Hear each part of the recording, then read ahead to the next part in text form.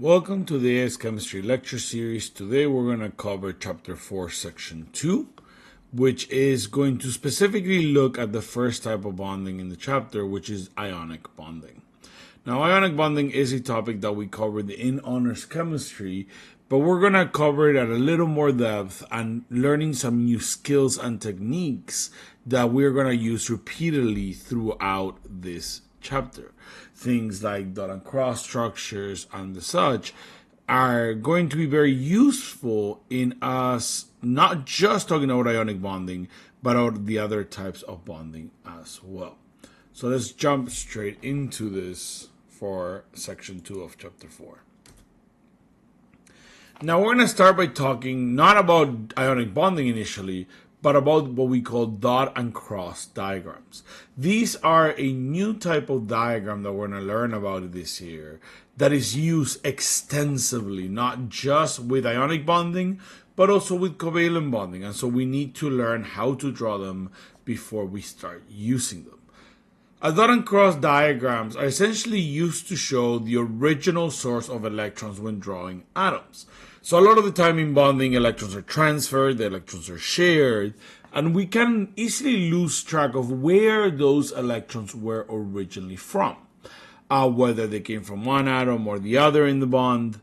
And sometimes, like when talking about additive covalent bonds, this is actually very necessary to keep track of. So a dot and cross diagram essentially is a diagram that uses either dots or crosses to show the electrons of two different atoms in a compound. The original location or the original source of the atoms will be essentially kept track of by either knowing that an original atom had a cross as its electrons or a dot as its electrons. So it's essentially just using different shapes in order to keep track of where the electrons came from. Now, a dot and cross diagram essentially shows only the outer shell of electrons, or essentially the highest energy level of electrons. So we're not showing inner electrons because they're not used for bonding. We're only showing the outermost energy level, the highest energy level, or if you remember from our prior conversations, what we call the valence shell, or valence energy level, whichever one you prefer. So we're only showing the valence shell of the atom when we use a dot and cross diagram. Now, we also show the charge of an ion, if we're drawing the dot and cross diagram of an ion, as a spread evenly charged, meaning that we don't use a plus or a minus on specific electrons. We use a bracket like we see down here over the whole atom, or the whole ion, sorry, should I say, with the charge on the outside. So for example, this chloride ion that I have here, which has a -1 charge, that -1 charge is shown on the outside of these brackets to show that that whole ion has a -1 charge. And then we are going to show that charge of the ion in the top right corner. When we look at sodium, same thing. We put a +1 because the ion of sodium has a +1 ion. And we put that +1 on the top right corner. Now, if the ion has loss of all of its electrons, like sodium does here, sodium, which originally has one valence electron, loses that one valence electron to become sodium +1. When we lose the whole outer shell, then the outer shell is either usually drawn as empty or not drawn at all, just to show that that energy shell is now gone. So we can draw just the circle without any electrons in it, or we can draw the circle just with, or no circle at all, sorry, like we're doing here. So here we see the original sodium and chlorine atoms, so just Na neutral, just Cl neutral, where we're using dots for the chlorine electrons. And you can see here we have 1, 2, 3, 4, 5, 6, 7 electrons, because remember, chlorine is in group 17. And from chapter 2, we should remember that group 17 elements have 7 valence electrons. And that's why our chlorine here has 7 valence electrons. And then sodium, being in group 1, only has 1 valence electron. And that's why here we show sodium with just the one atom, the one electron on the atom. So we can use these dot and cross structures to keep track of where the electrons go. For example, when sodium chloride forms, that X, that sodium electron, is given to the chloride electron. So when you see the sodium chloride compounds, the sodium ion with the chloride ion, we can see how the sodium here has lost that outer shell, because by losing the only electron there, that outer shell is now gone, with the sodium creating a +1 charge. And then the chloride, which has gained that electron, notice how when we do the ion, we keep that electron as a cross. Why? Because this electron originally came from sodium. That's why dot and cross structures are important, because it allows us to see that in this chloride ion, the -1 charge comes from this extra electron that chlorine now has that originally came from sodium. And we know it originally came from sodium because it is drawn as a cross, not as a dot. So let's keep on with this, have a little deeper conversation. Now, sometimes with dot and cross diagrams, we will show the full shells of an atom. Don't get confused by either one of these types of notation. Sometimes we will draw every single shell. Sometimes we only draw the outside shell. Always rely on the question and how the question is written in order to figure out which of the two you should do. If you have a question where they show you some dot and cross diagrams and they have all the energy levels, then when you draw those for the answers, then draw them with all the energy levels. If you have a dot and cross diagram like this one where they only show you the outside level, then when you keep answering the question, make sure that you're only using the outside or valence energy level. Both of these are dot and cross diagrams. They still use dots and crosses to show the electrons. It's just a lot of time a matter of preference or a matter of what you're using the diagrams for that dictate where they're just the outer energy level or every single energy level. Again, this is a matter of not getting confused by very small changes, because the overall idea of the diagram is still the same. We're still using dots and crosses for the electrons to keep track of the original sources. Now, we know from last year that when metals combine with nonmetals, the electrons are transferred from the metal, which forms a cation, to the nonmetal, which forms an anion. The number of electrons that are going to be lost or gained are going to determine the charge of the ion, and they're based on the number of valence electrons. If you remember, representative elements are often going to attain the electron configuration of a noble gas. This is called the octet rule. Now, we don't show it as the octet rule here, but this is just called the octet rule, which guides it's a guiding principle behind our bonding, whether it's ionic or covalent in most cases. Now, representative elements like group 1, 2, and I'm going to write them here, groups 1, 2, 13, 14, 15, 16, 17, and 18, although I'm going to leave 18 out because they don't usually bond. But those representative elements are going to either gain or lose electrons to change the noble gas electron configuration. That means that they will normally want to have 8 valence electrons. In some rare cases, like with hydrogen, we only look for 2 valence electrons. Hydrogen is one of these big exceptions. Hydrogen only needs 2 valence electrons, but in most cases, they need 8 valence electrons.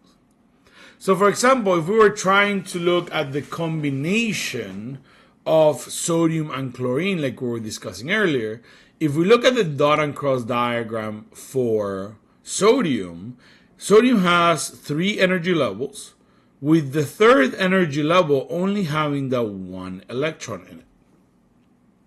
When that sodium is combined with chlorine, chlorine also have been in group 3, in period 3, having 3 energy levels, has on its outer shell, because that's the one we care about, that's the one that participates in bonding, 1, 2, 3, 4, 5, 6, 7 valence electrons, because they're group 17 element. So what happens here? Sodium can either gain 7 electrons to fill out this outer shell, which is a little unrealistic, or it can lose 1 electron.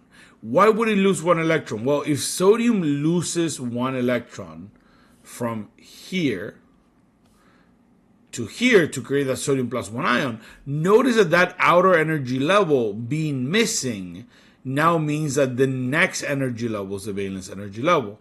That energy level already had 8 electrons. So by losing that 1 electron, sodium is becoming isoelectronic. I'm going to write that word here. Isoelectronic to a noble gas, which means that they have the same number of electrons. It has the same electron configuration. And that also means that it will have those 8 valence electrons that we're looking for. Now, sodium has to give up that electron in order to do this. Where does that electron go? Well, if sodium is paired up with a non-metal to create an ionic bond and an ionic compound, the non-metal, in this case chlorine, is going to pick up the electron the sodium is giving up. And by doing so, chlorine, which has 7 valence electrons on its outer shell, now will have 8 valence electrons. So we can see that change here from sodium on the outer shell, for the chlorine, on the outer shell was 7 to an outer shell of 8, and it will have now a full valence shell. Now, a few things that happen as a result here. If you look at the valence shell of chlorine, you'll notice how one of the electrons is an X instead of a dot. Why? Because that electron originally came from sodium. Again, this is the point of the dot and cross structure, to follow those electrons around. You notice that by sodium losing 1 electron, now it has a disparity between protons and electrons. There's one more proton and electrons now, giving sodium that +1 charge. Whereas by chlorine gaining that electron, that chlorine is now gaining a -1 charge because it's picking up something that is negative, right? And so now by that transfer of electrons, there we have a sodium cation, a positive sodium cation, next to a negative chloride anion. Because of the loss of magnetism, since the sodium cation is positive and the chlorine cation is negative, those two ions are going to attract each other. That's what the ionic bond is. The ionic bond is not the transferring of electrons like you were led to believe in honors chemistry. The transferring of electrons is what leads to the ionic bond.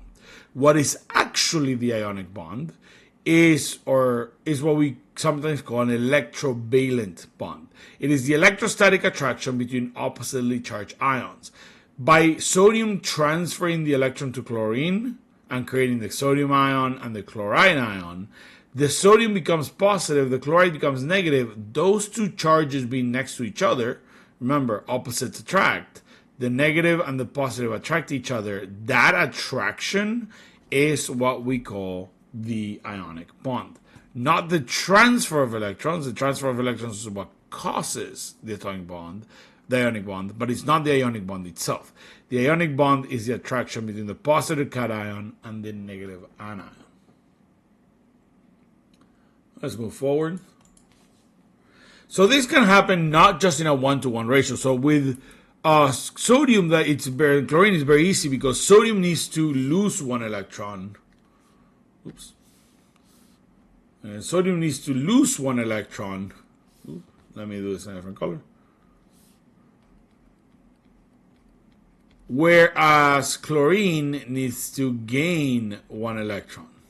So this is a match made in heaven, right? Sodium needs to lose 1, chlorine needs to gain 1. It's just a simple transfer. But what happens when atoms need to gain or lose more than just 1 electron? So we can see 2 examples here. When we draw the dot structure for magnesium, and again, these dot structures only show the outer shell. But when we draw the dot structures of magnesium, magnesium is a group 2 element. Being a group 2 element means that magnesium has 2 valence electrons. So we can see those 2 valence electrons here shown as crosses, shown as X's. On the other hand, oxygen is a group 16 element, meaning that we have 6 valence electrons. So what happens? Group 16 elements with 6 valence electrons, in order to get to an octet, to be isoelectronic to a noble gas, they need to gain 2 electrons. Whereas magnesium, a group 2 element with 2 valence electrons, can gain 6 electrons. That is too much. So instead it needs to lose 2 electrons. Well, again, this is a very convenient combination, right? Because if oxygen needs to gain 2 electrons and magnesium needs to lose 2 electrons, like we see here, we can grab these 2 X electrons from magnesium and they can easily be transferred to oxygen.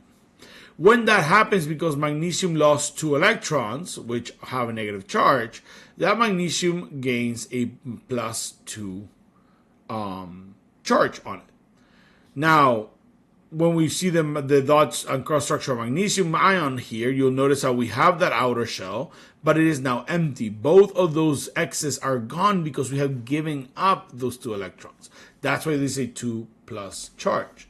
Whereas if we look at the dot and cross of the oxide ion, of the O2- ion, we'll notice first of all that we have a -2 charge, because that oxygen has gained 2 electrons.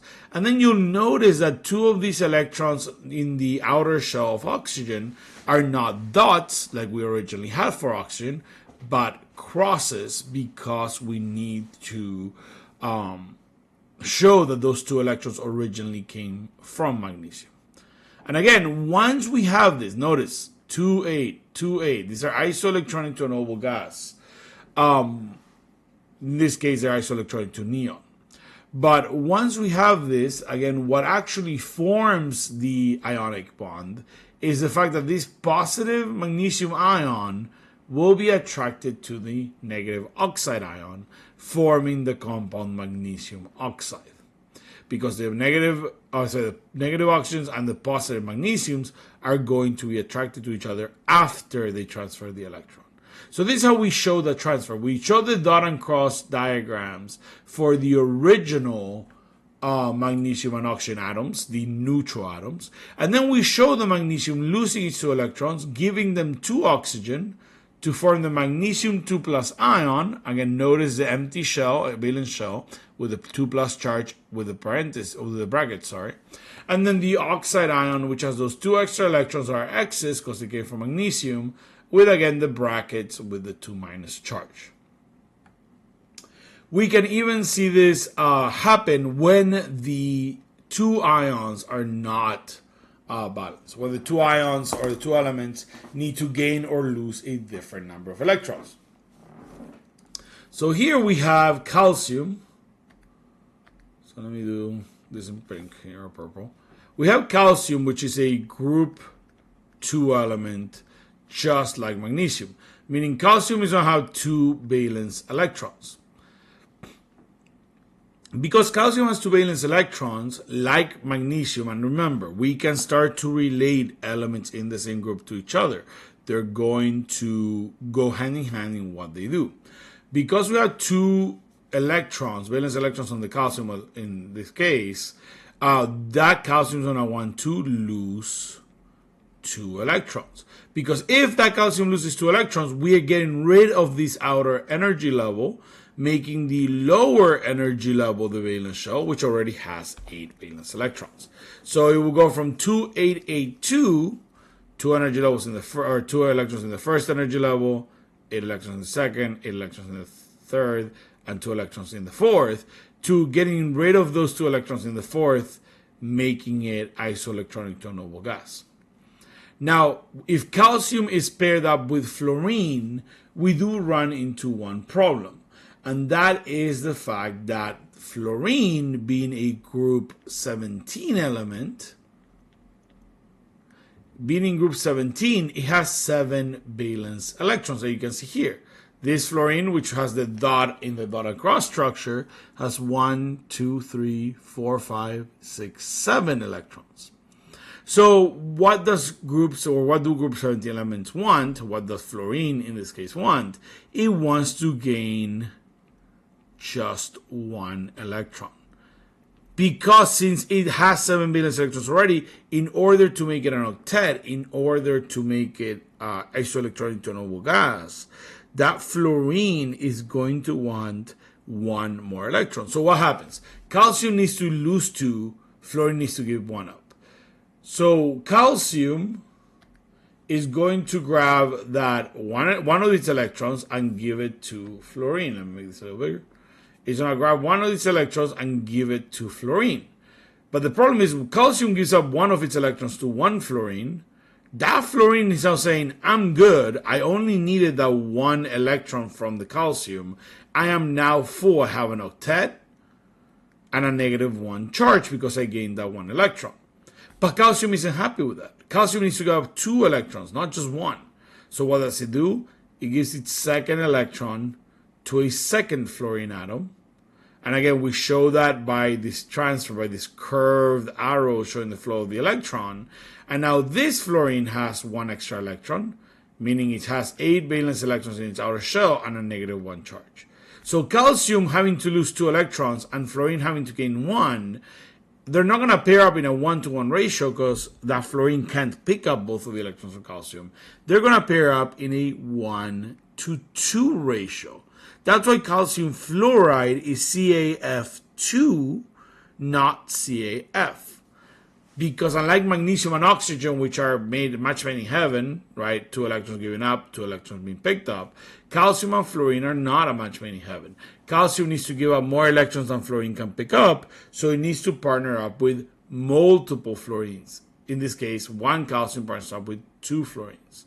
And then by losing that outer electron, calcium is now, or those 2 outer electrons, calcium now has the lower energy level, the third energy level of its valence shell, which already has 8 valence electrons, but because it lost 2 electrons, it has a 2+ charge. And again, at the end of the day, what is the ionic bond here? The ionic bond is the fact that this 2+ calcium is going to attract both, let me make that smaller, is going to attract both of these negative fluoride ions. And that is what this ionic bond is the attraction between the positive Ca2+ and the negative fluorides. That's the gist of dot and cross structures and ionic bonding. Now, when ionic bonds form, you got to realize that this does not happen just between 1 calcium and 2 fluorines. It happens between millions and billions and trillions of calcium and trillions of fluorines. So that's where the idea of a lattice comes from. This calcium is not just going to attract 2 fluorines, it's going to attract every F- around it. And we'll talk about those ionic lattices when we get to chapter 5 and we start talking about the structure of solids in the states of matter chapter. I should say though, there is one easy way of doing this. Sometimes you will be asked for the full diagram, to use a dot and cross diagram, and in that case you do need to show this type of diagram where you're showing the dots and crosses for the original atoms and then the transfer of the electrons to wherever they belong to then form the ions with appropriate dots and crosses and the appropriate charges with the brackets. But if we're just asked, if we have calcium and fluorine, what compound do they make? All we'll have to do is say, okay, calcium is group 2, meaning it's going to lose 2 electrons, meaning it's going to have a +2 charge. Fluorine is group 17, meaning it's going to gain 1 electron or have a -1 charge. So calcium is 2+, fluorine is -1. If we cross these, that we learned last year, this is a shortcut, we'll get Ca1, which we'll write, F2. And you should remember this from honors chemistry. This was the shortcut you learned to figure out the compound of an ionic compound, or the formula, of an ionic compound. All right. So it's a very short description of ionic bonding. Again, we're going to look a lot more at the not at the dot and cross and the transfer of the electrons in an ionic bond, but at the actual structure of the lattice in chapter 5 when we start talking about states of matter and specifically solids in solid states of matter. That is it for section 2 of chapter 4. I'll see you all in the next video.